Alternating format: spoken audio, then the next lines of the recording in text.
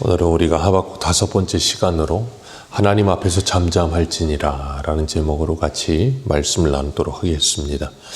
사람이 죄를 지을 때 자신의 죄만 드러내는 것이 아니라 그 죄는 끊임없이 다른 사람들을 전도시킵니다. 그래서 내가 죄를 지으면 나 혼자 죄를 짓는 것에 대한 어떤 두려움과 껄끄러움이 있지만 그것을 다른 사람에게 전해서 다른 사람과 함께 죄를 지기 시작하면 사람의 마음이 용기를 얻습니다. 용기를 얻다 보니까 죄에 대한 두려움은 사라지고 양심의 가책도 사라지게 되죠. 그래서 사람들은 죄를 지을 때 보면 나만 아니라 다른 사람을 자꾸 끌어들이려고 해요. 그리고 그 사람들에게 그것이 괜찮다라고 이야기를 하죠. 우리 로마서 1장 32절을 보면 이렇게 말씀하십니다.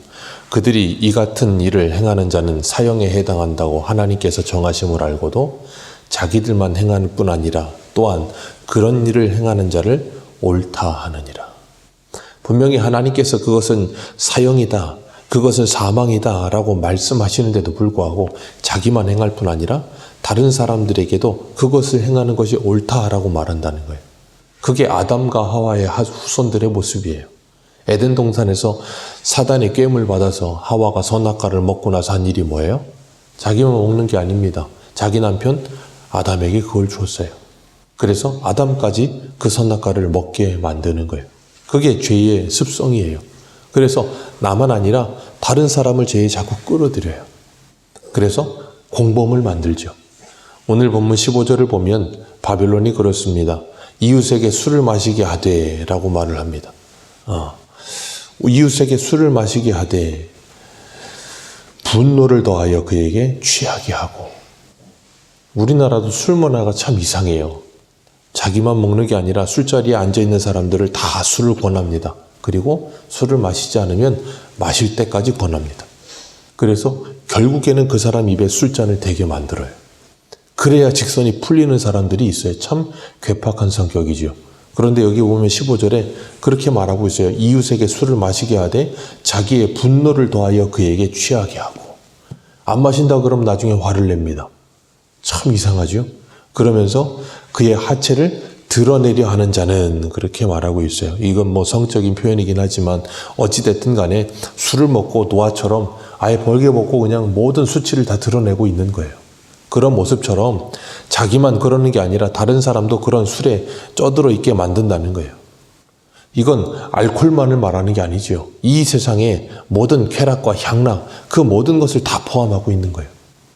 이 세상은 끊임없이 사람들로 하여금 이렇게 술 취한 삶을 살게 만듭니다. 하나님은 에베소서에 우리에게 뭐라 그러세요? 술 취하지 말라. 이는 방탕한 것이니 오직 성령의 충만을 받아라 그러셨어요. 그런데 세상은 우리에게 끊임없이 뭐하게 만들어요? 술 취하게 만들어요. 술 취해서 제정신이 아니게 만듭니다. 생각하지 못하게 만들어요. 하나님의 말씀을 생각지도 못하게 만들고 하나님의 나라를 생각지도 못하게 만들어요. 그러면서 끊임없이 세상에 취해서 제정신을 못 차리고 살게 하죠. 그래서 우리가 세상 사람들 보면 가끔씩은 정말 제정신이 아닐 때가 있어요. 어제도 전도팀 전도 나가면서 잠깐 이야기하면서 무슨 메이커에 대해서 이야기 나오면서 클립 하나에 16만 원이 말입니까? 무슨 박스 테이프 안에다가 메이커 붙여놓고서 그걸 팔찌라고 그걸 뭐 몇백만 원에 팔고 있고 세상이 그래요. 근데 그걸 사요. 왜요? 그게 뭐 멋있다는 거예요. 그게 벌거벗은 임금님하고 다를 게 뭡니까? 벌거벗었는데도 사람들이 너무 좋은 옷을 입었다고 그러면 그게 좋은 옷을 입은 것이라고 착각을 하는 거예요. 참 어처구니가 없죠. 우리 한 군데만 보겠습니다. 계시록 17장 한번 보겠습니다. 계시록 17장 2절입니다.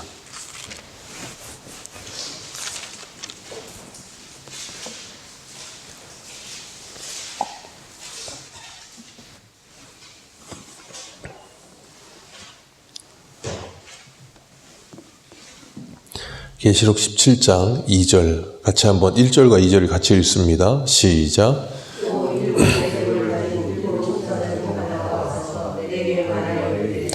이리로 오라. 많은 물 위에 앉은 큰 음녀가 받을 심판을 내게 보이리라.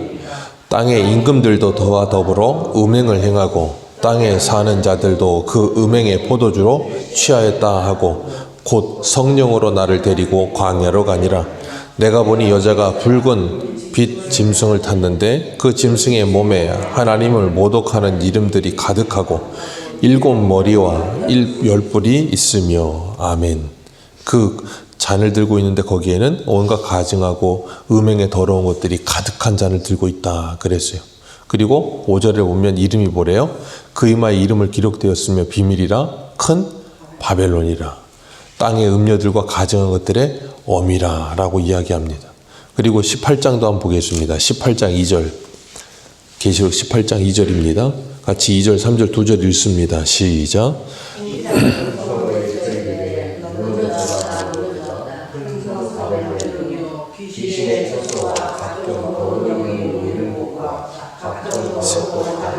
새들이 모이는 곳이 되었도다.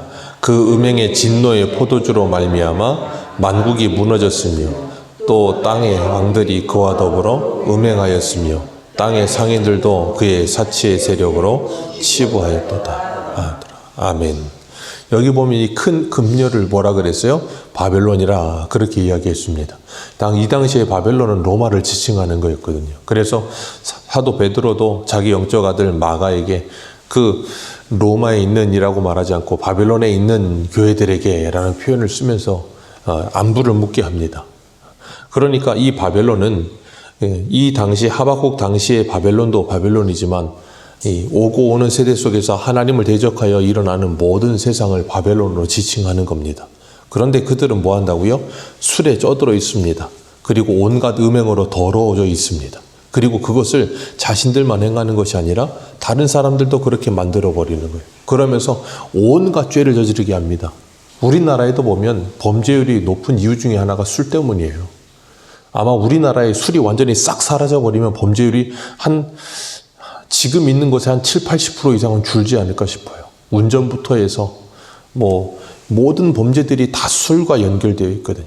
그렇기 때문에 술만 사라져도 범죄율은 엄청나게 떨어질 겁니다.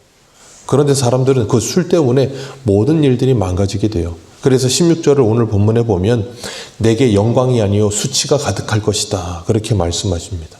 너도 마시고 너의 할례 받지 아니한 것을 드러내라.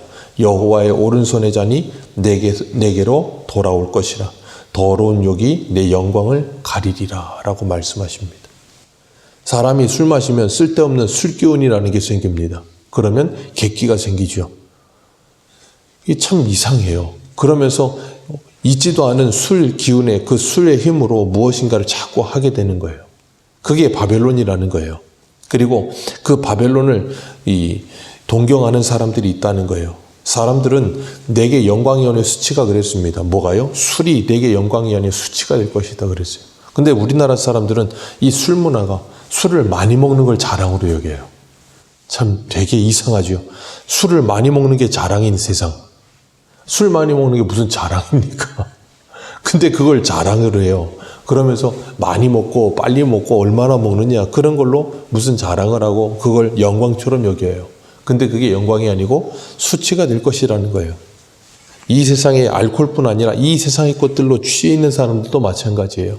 자기가 취해 있는 그것을 영광처럼 여깁니다. 그런데 그건 영광이 아니고 수치가 될 거라는 거예요.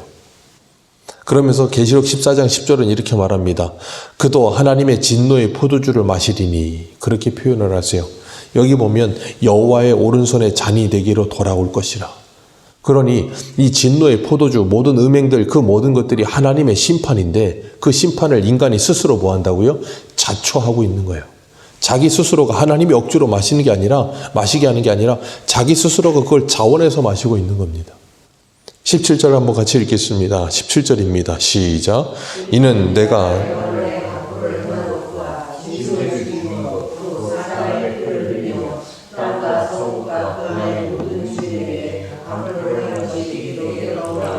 아멘. 여기 보면 레바논에 횡포를 행했다라고 말하면서 그것이 내게 돌아오리라라고 말씀하세요.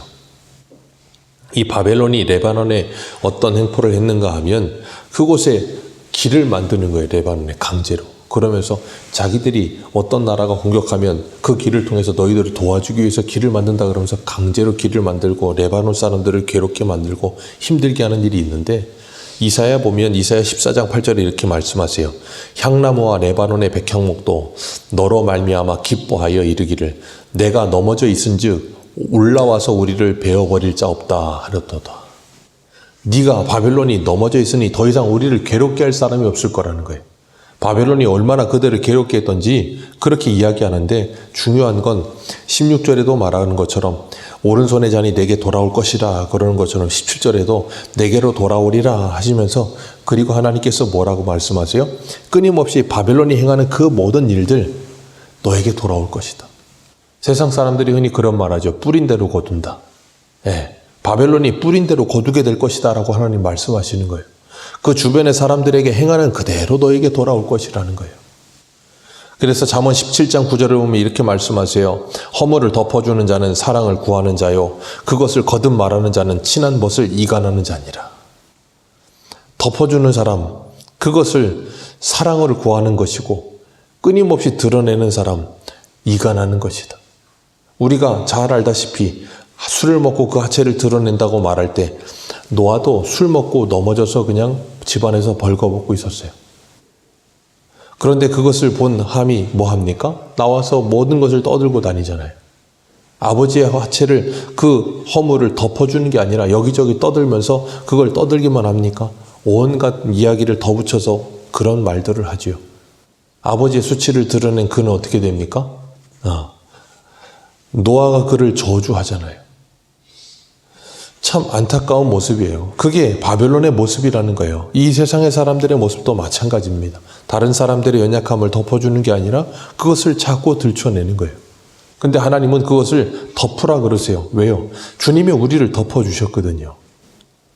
그런데 우리는 다른 사람들을 그 연약함이나 허물들을 덮는 것이 아니라 그걸 들춰내고 그걸 후벼 파고 그것을 다른 사람들을 더 괴롭게 만드는 일에 사용합니다. 그러면서 뭐라 그러냐면 없는 말은 안 한다는 거예요. 없는 말은 안 한다. 나는 뒤에서 말하지 않는다. 나는 앞에서 말하지 뒤에서 말하지 않아. 없는 말은 하지 않아. 그런 말을 하는데 그것 때문에 다른 사람이 수치를 당하고 다른 사람이 괴로움을 당하고 고통을 당한다는 건 몰라요. 참 안타까운 일이에요. 그래서 주님은 로마서 15장 1절에 이렇게 말씀하세요. 믿음이 강한 우리는 마땅히 믿음이 약한 자들의 약점을 담당하고 자기를 기쁘게 하지 아니할 것이요. 다른 사람의 연약함을 담당해야 되는 일이 우리가 해야 될 일이에요. 왜요?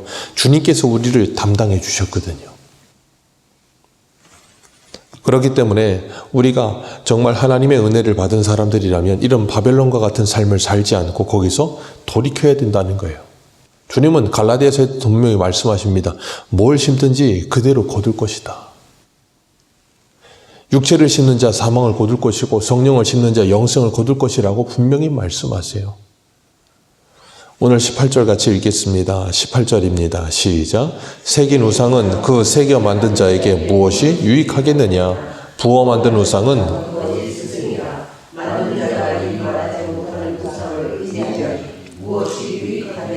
아멘. 새긴 우상은 그 새겨 만든 자에게 아무 유익이 없다는 거예요. 이건 누구나 다 압니다. 누구나 다 알아요. 근데 세상의 사람들은 스스로를 속이지요. 그리고 새긴 우상이 나에게 유익하다라고 자꾸 이야기를 하고 자기 스스로를 최면을 거는 거예요. 우리 한 군데 보겠습니다. 이사야 44장. 조금만 앞으로 가셔서 이사야 44장입니다.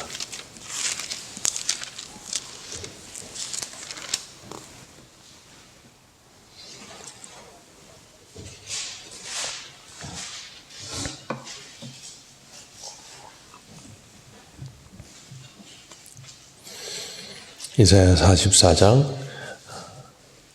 13절.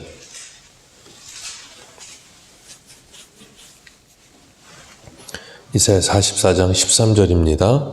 같이 한번 읽겠습니다. 시작. 목공은 줄을 늘여 재고 붓으로 긋고 대패로 밀고 곡선자로 그어 사람의 아름다움을 따라 사람의 모양을 만들어 집에 두게 하며 그는 자기를 위하여 백향목을 베며 디르사 나무와 상수리 나무를 취하며 숲의 나무들 가운데에서 자기를 위하여 한 나무를 정하며 나무를 심고 비를 맞고 자라게 하느니라. 아멘. 여기 보면 2절에서 이야기하고 있는 게 뭐냐면 자기를 위해서 뭔가를 만들어요. 근데 어떤 모양을 따라서 만들어요? 사람의 아름다움을 따라서.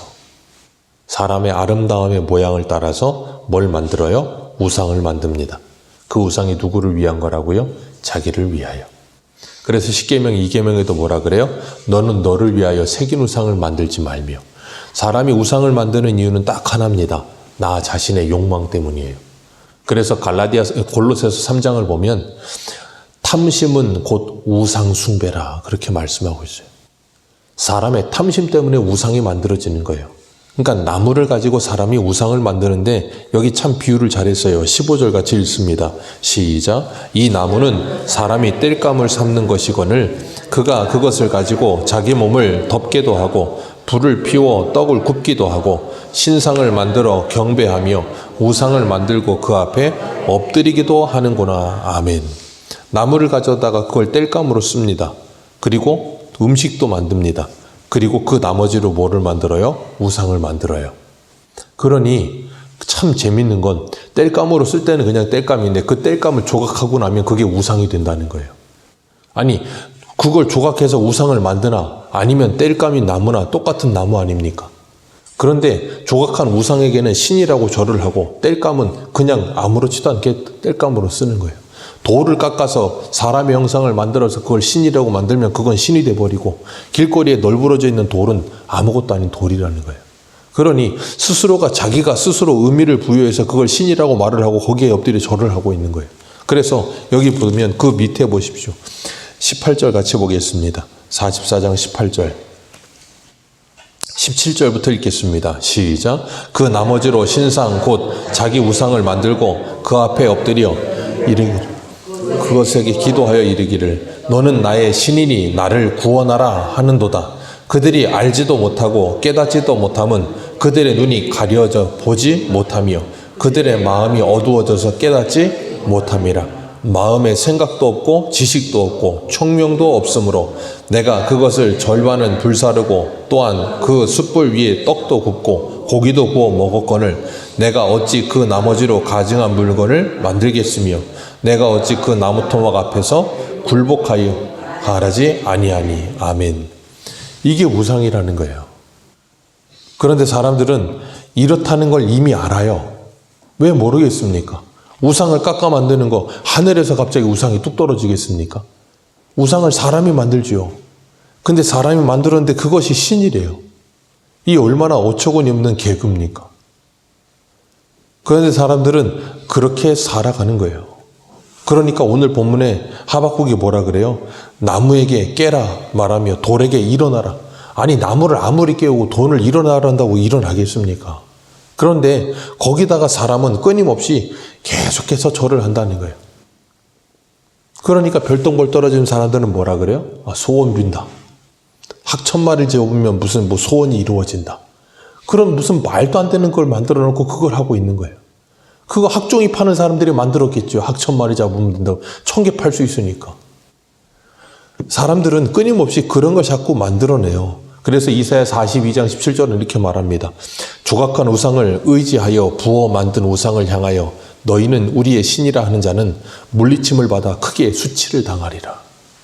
바벨론이 그 일을 당하게 될 거라는 거예요. 그러면서 20절에 이렇게 말씀하세요. 오늘 본문 20절입니다. 시작. 오직 여호와는 그 성전에 계시니 온 땅은 그 앞에서 잠잠할지니라 하시니라. 아멘. 하나님은 성전에 계신다는 거예요. 그 말은 뭐냐면 이스라엘 백성들에게 성전은 세상의 중심이거든요. 그러니 하나님은 세상의 중심에 계시면서 뭐 하시겠어요? 이 세상을 창조하셨고 이 세상을 통치하고 계시고 이 세상을 지금도 움직여오고 계시는 살아계신 하나님이라 그 말이에요. 그래서 18절 19절에 이런 말도 안 되는 죽어있는 생기도 없는 이런 우상들과는 비교가 되지 않는 전능하신 하나님이시다. 그걸 말씀하시는 거예요. 그리고 그 여호와는 어디 계신다고요? 성전에 계신대요. 에스겔에 보면 하나님께서 에스겔에게 환상 중에 성전을 보여주시고 그 성전의 시경을 다 말씀하시고 난 후에 마지막에 뭐라 그러세요? 여호와 삼마. 하나님은 사람이 만든 성전에 계시지 않습니다. 하나님은 하나님이 만드신 성전에 계십니다. 그래서 모세에게 하나님께서 직접 성막의 시경을 다 알려주시고 그 성막을 짓게 하시고 그 말씀대로 지어졌을 때 여호와의 영광이 거기 임하죠. 솔로몬도 마찬가지입니다. 하나님의 뜻대로 지어진 성전에 하나님의 영광이 임합니다. 그런 것처럼 신약 시대에 오면 하나님께서 예수 그리스도를 보내셨어요. 그리고 주님께서 뭐라 그러셨어요? 내가 바로 성전이다. 그리고 예수를 믿는 우리를 향해 고린도전서 6장에 뭐라 그러세요? 너희가 바로 성령이 거하시는 전인 줄 알지 못하느냐 그러셨어요. 그렇기 때문에 하나님이 성전에 계신다. 어디 계신다는 거예요? 우리 안에 계신다는 거예요. 예수를 믿는 우리 안에 성전이 계신다는 거예요. 이 주님께서 계신다는 거예요. 그러면서 뭐라 그러세요? 온 땅은 그 앞에서 잠잠할지니라. 주님이 함께 하시면 이 세상이 잠잠해진다는 거예요. 제자들이 풍랑이는 갈릴리 바다를 건너갈 때 그 파도 때문에 막 배가 침몰할 것 같은 가운데 주님께서 잠자고 계시니까 제자들이 주님을 깨웁니다. 저는 그걸 도무지 이해할 수가 없었어요. 어릴 땐. 그렇게 배가 침몰할 정도로 요동치는데 예수님이 잠을 잔다고? 불가능할 거라는 생각을 했어요. 근데 주님께서 제자들이 깨우니까 일어나셔서 뭐합니까? 잠잠하라 한마디에 모든 게 정리됩니다. 왜요? 주님이 이 세상을 창조하신 분이라니까요. 그러니까 제자들이 그걸 보고 뭐라 그래요? 저가 누구시기에 바람과 파도도 잠잠해지는가? 주님이 창조주 하나님이라는 걸 보여주고 계시는 거예요. 그 주님이 우리와 함께 하시는 줄 믿습니다. 그 주님이 우리와 함께 하시면 어떤 파도도 어떤 바람도 잠잠해질 줄로 믿습니다.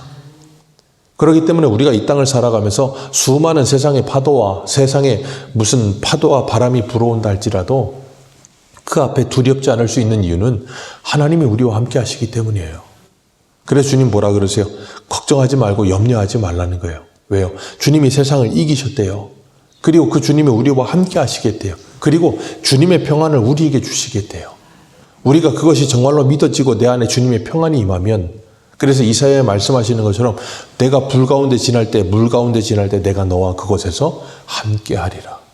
그래서 그 모든 것을 이겨낼 수 있게 하시는 거예요. 그래서 로마서 8장에 뭐라 그러셨어요? 주일날 우리가 인용했지요. 우리를 사랑하시는 자로 말미암아 이 모든 것을 넉넉히 이기느니라. 우리가 그 주님이 우리와 함께 하시며 오늘도 이 세상 앞에서 우리가 두려워 떠는 것이 아니라 세상을 잠잠케 하며 그 모든 것을 넉넉히 이기게 하실 줄로 믿습니다. 오늘도 우리 안에 모든 욕심과 헛된 우상들을 내려놓고 주님만을 바라보는 복된 하루 되시기를 축복합니다. 기도하겠습니다.